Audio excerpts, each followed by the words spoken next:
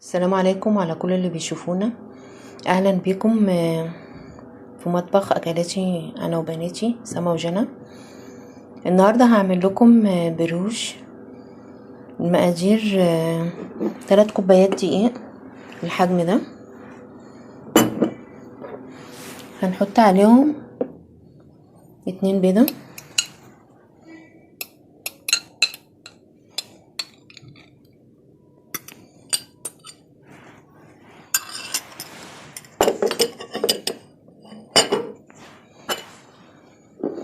معلقه ونص خميره، معلقه اللي هي معلقه الاكل،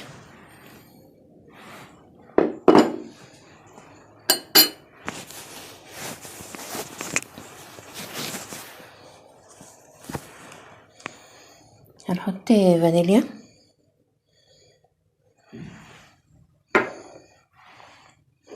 معلقه ونص سكر، معلقه اكل برضو، معلقه اللي هي اللي بناكل بيها، لا 3 معالق، الخميره هي اللي معلقه ونص، 3 معالق سكر.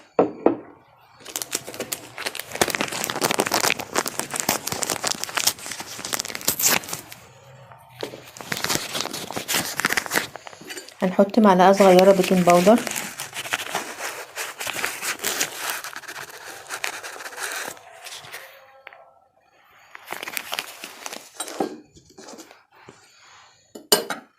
يبقى احنا حطينا 4 كوبايات دقيق، 3 معالق سكر، معلقه ونص كبيره خميره، ومعلقه بيكنج باودر، وحطينا 2 بيضه، وهنحط ذره ملح.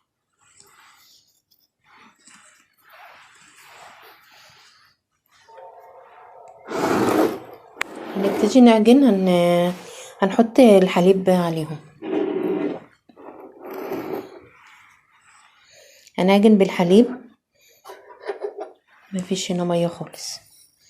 نبدأ بسم الله.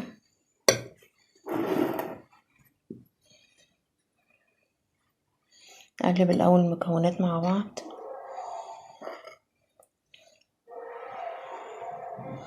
بسم الله الرحمن الرحيم. الحليب طبعا حسب ما تتعجن معاكي، يعني انا مش هديكوا ليها مقادير بالنسبه للحليب، انتي تعملي لغايه ما تلمي معاكي العجين، عشان في دقيق بياخد ثواني ياما، وفي دقيق لا.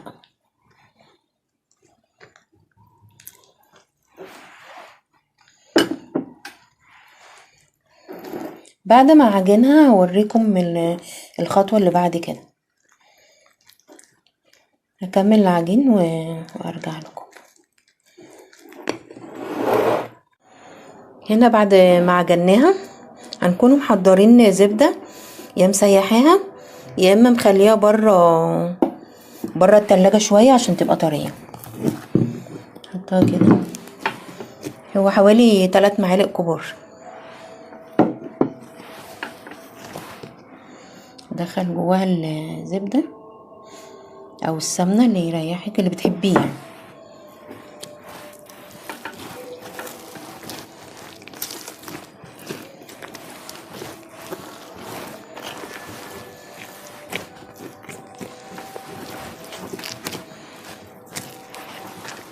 لازم تشربيها العجين يدوب مع الزبده، يشربها.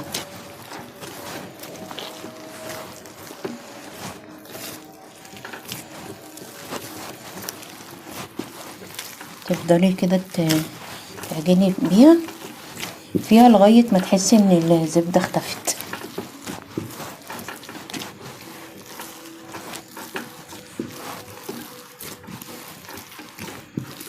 انا حطيت الحليب دافي، لو حد عمل البريوش ده في الصيف يقلل الخميره، عشان في الحر العجين بيخمر بسرعه.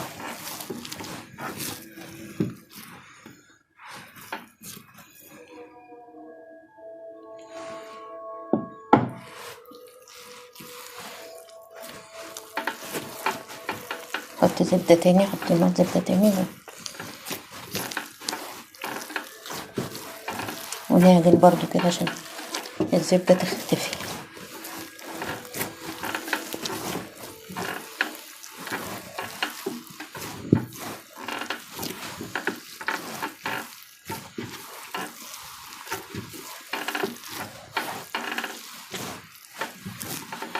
احنا اتفقنا ان ما تحطيش حاجه سخنه، اللي هو بالنسبه للعجين لو بتعجني بميه او حليب ابعدي طبعا عن السخن، بيموت الخميره، والساقع بيقلل نشاطها. انت تعمليه دافي.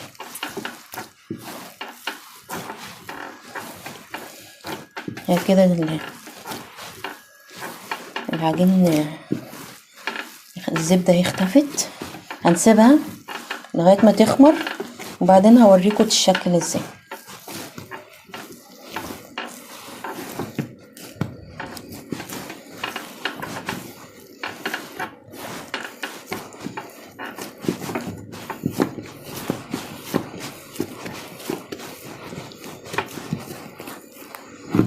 نحطها وبعدين نغطيها بكيس نايلون او نحطها في كيس نايلون بحيث ان هي تخمر. لما تخمر ارجع لكم. هنا العجين اهو بعد ما اختمر وازداد حجمه الضاعف اهو، هنبتدي نشكلها. انا النهارده هوريكم 3 اشكال.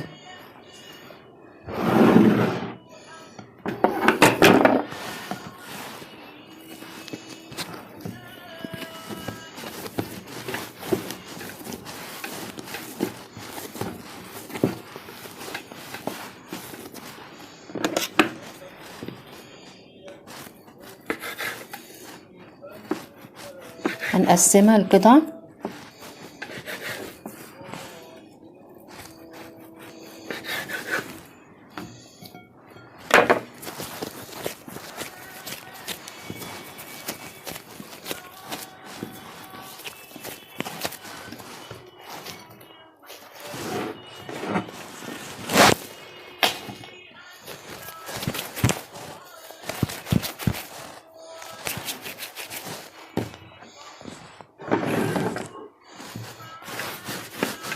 هنبرمها كده. خدت قطعة منهم اللي احنا قطعناها،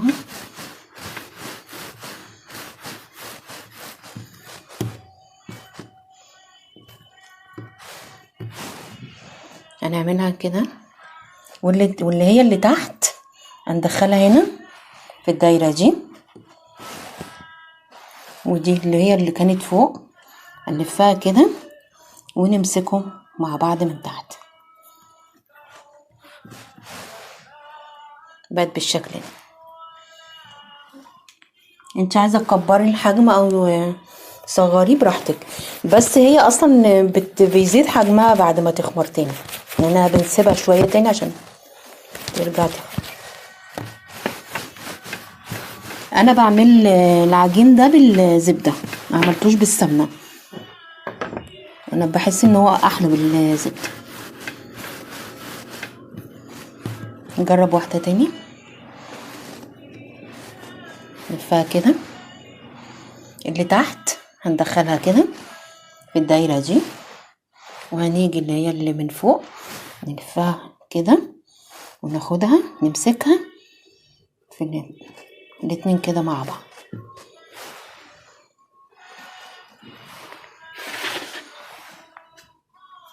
نحطها في الصاج، بس لازم يبقوا بعيد عن بعض عشان لما بيزيد حجمها ما يلزقوش في بعض.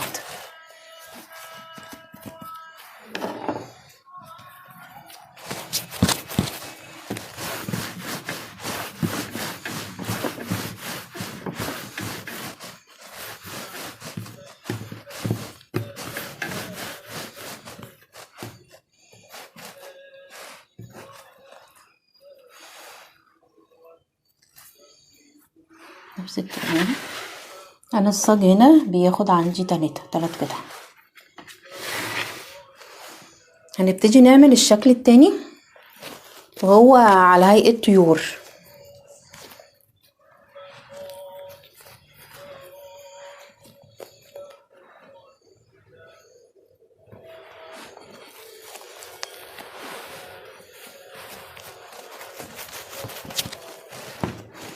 ناخد قطعتين من اللي احنا قطعناهم نقسمناهم،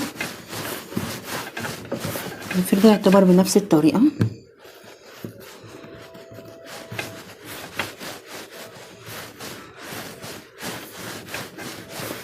حاولي ترفعي من النص وتخلي اللي هنا اعرض الحرفين.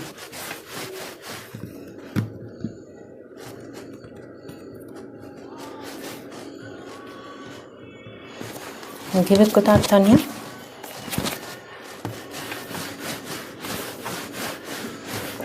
نبرمها برضو نفردها.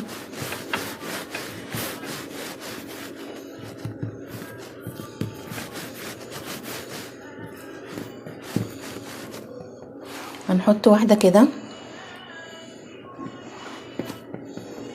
والتانية عكسها.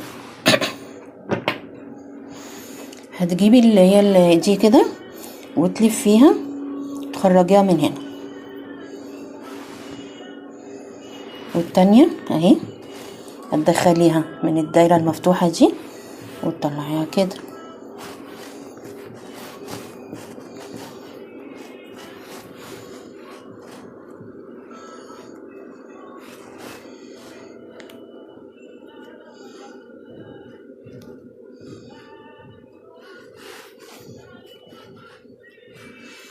وهنا هنبططها كده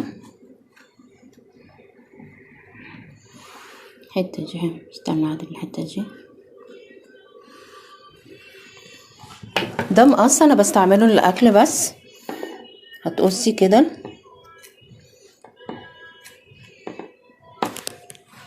والجنب التاني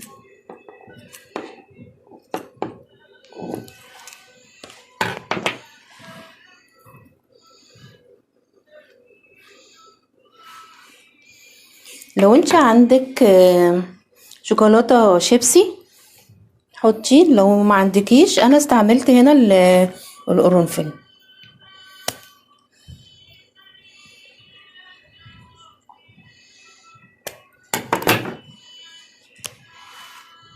يعمل لها عين للطيور دي.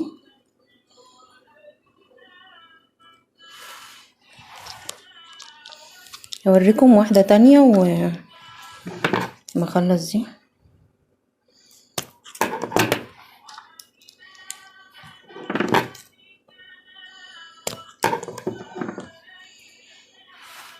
نحط للطير التاني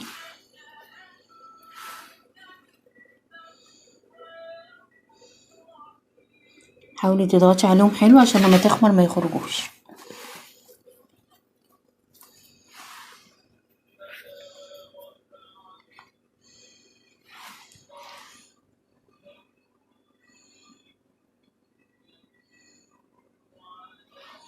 هوريكم واحدة تانية.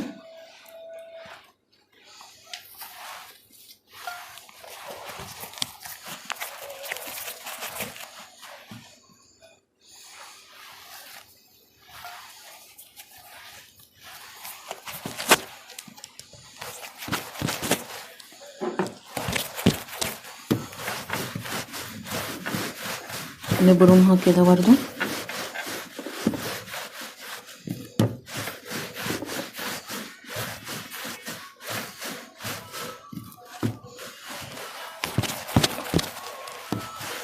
القطعة التانية تحاولي بقدر الامكان ان هي تعمليها نفس المقاس الاتنين.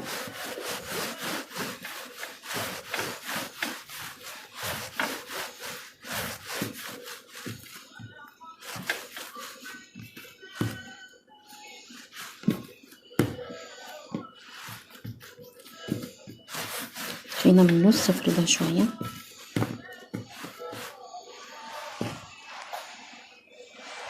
وجاية عكسها. هتجيبي الطرف ده وتدخليه كده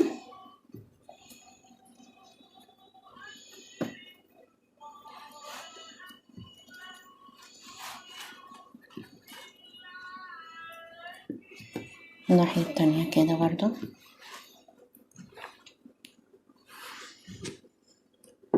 حاولي تعملي لها المنقار. وهنا تبططي الديل.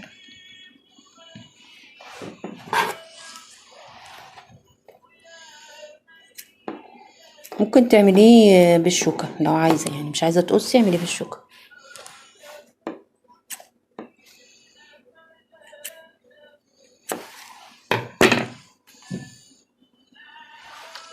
برضه هنعمل العيون بالقرنفل او زي ما اتفقنا شوكولاتة شيبسي لو موجود.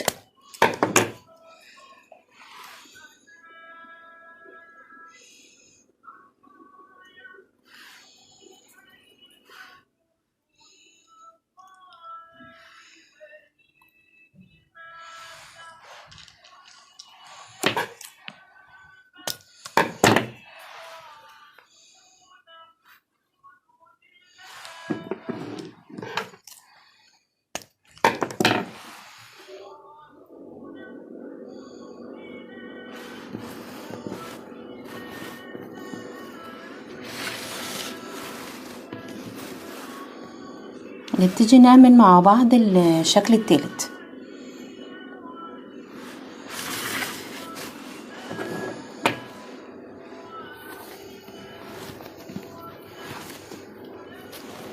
هنجيب قطعة برضو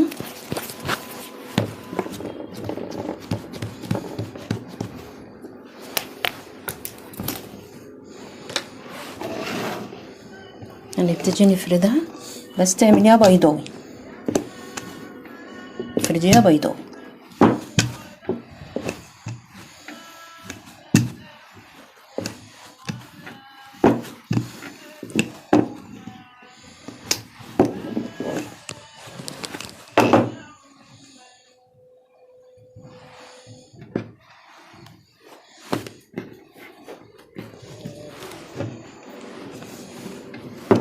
انا فردتها بيضاوي،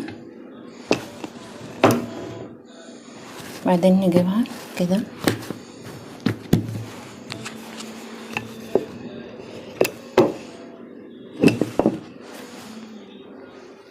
بسكينة او بالعجلة، بعجلة التقطيع. هتعملي خطوط كده عشوائية برضو،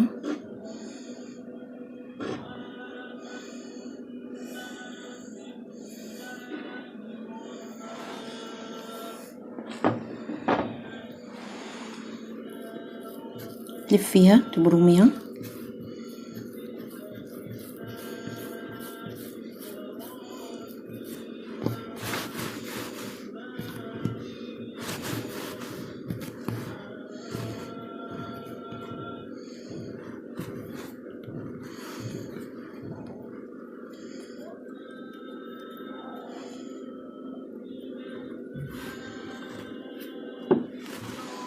نعمل واحدة تانية.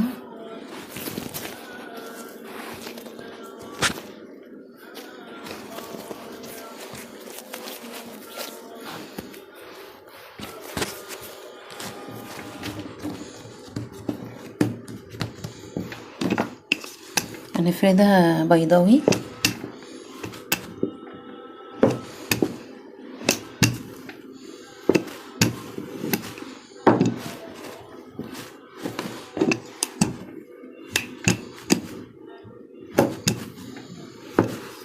الفيديو ممكن يبقى طويل شوية، انا قلت بدل ما اعملهم لكم على 3 فيديوهات عملته فيديو واحد.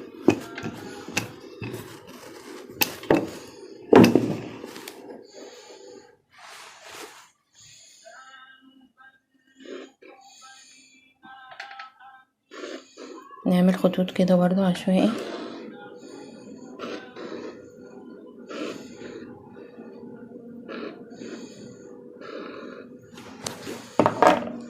هنبتدي نلفها.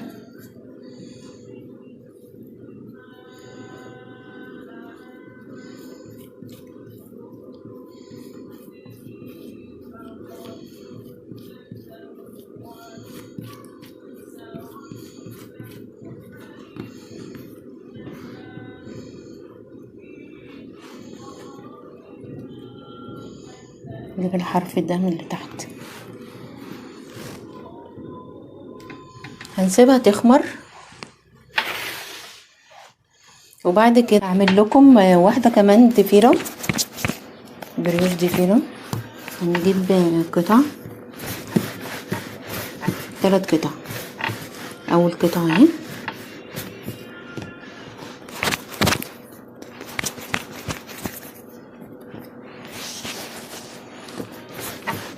تاني قطعة.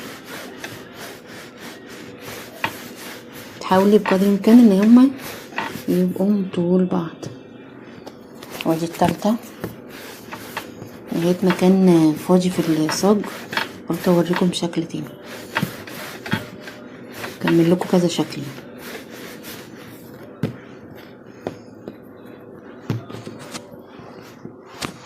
هنمسكهم من هنا مع بعض وتضفريهم.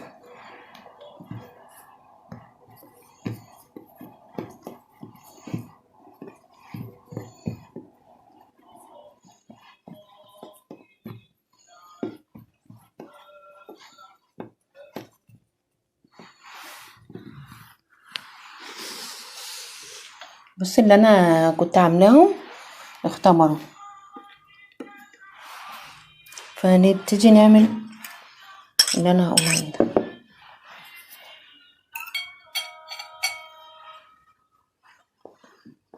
هنجيب سكر حبيبات اللي هو السكر العادي اللي بنعمل بيه الشاي، وقرفة. قرفة بتبقى حسب الرغبة، اللي بيحب القرفة يحط. ده لبن وواحد بيض وعليهم فانيليا زي ما عملنا في الباتيه كده على خفيف. هندهن ما نضغطش،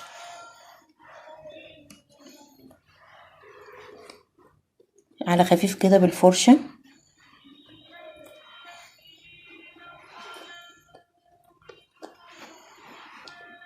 بعد كده هنرش عليه السكر الحبيبات والقرفة. بالنسبة للشكل اللي نعمل كده عشان يبان الشكل ده، تقفلوه حلو من تحت عشان لما يخمر ما يفكش من بعضه.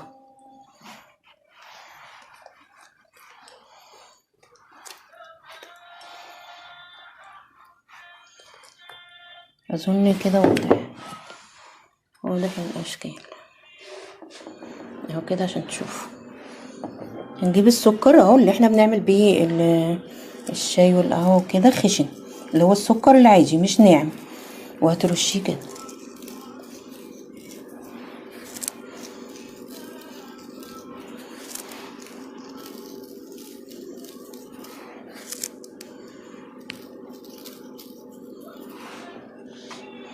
برضو السكر ده حسب الرغبه.